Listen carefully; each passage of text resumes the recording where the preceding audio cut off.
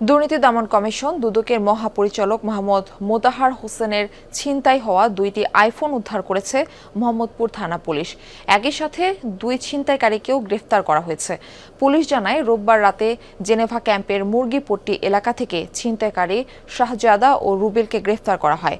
তারা সংঘবদ্ধ ছিনতাই চক্রের সদস্য এবং একাধিক ছিনতাই মামলার আসামি।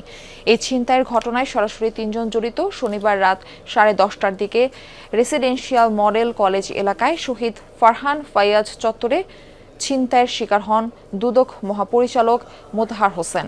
দেশীয় অস্ত্রের মুখে তার কাছে থাকা দুটি আইফোন ও নগদ টাকা ছিনতাই করা হয়।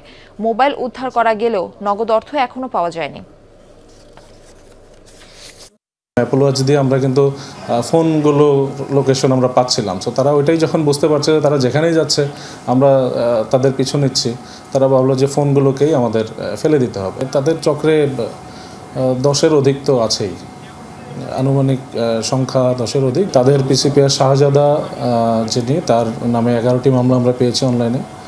আর রুবেল ওরফে বক্সারের নামে 5-এর অধিক মামলা আছে। ছিনতাইকৃত মোবাইলগুলো উদ্ধার হয়েছে।